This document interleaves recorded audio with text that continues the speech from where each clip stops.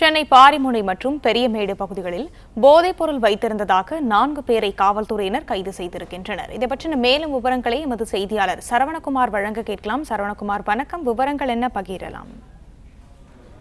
சென்னை காவல்துறையில போதைப் பொருள் புழக்கத்தை முழுவதுமாக ஒழிப்பதற்கு, அது தொடர்பான குற்றவாளிகளை கைது செய்வதற்கு ஒவ்வொரு காவல் நிலையங்களிலும் தனிப்படைகள் அமைக்கப்பட்டு தீவிரமாக கண்காணிக்கப்பட்டு நடவடிக்கை எடுக்கப்பட்டு வருவதாக காவல்துறை அதிகாரிகள் தெரிவித்திருந்தனர். இந்த நிலையில தினந்தோறும் ஒவ்வொரு காவல் நிலைய எல்லையிலும் இது போன்ற போதைப் பொருள் தொடர்புடைய வழக்குகளில் கைது நடவடிக்கை மேற்கொள்ளப்பட்டு வருகிறது. அதன்படி பாரிமுனை பகுதியில 5 கிராம் மெத்தம்பெட்டமைன் வைத்திருந்ததாக 3 பேர் கைது செய்யப்பட்டிருக்கிறார்கள்.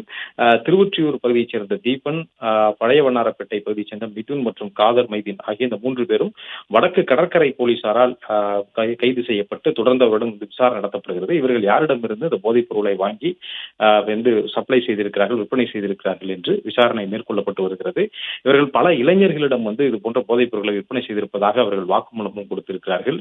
இதை உபயோகிக்கக்கூடிய நபர்கள் யார், அதே போன்று இவர்கள் மொத்தமாக யாரிடமிருந்து வாங்குகிறார்கள் என்று விசாரணை நடத்தப்பட்டு வருகிறது.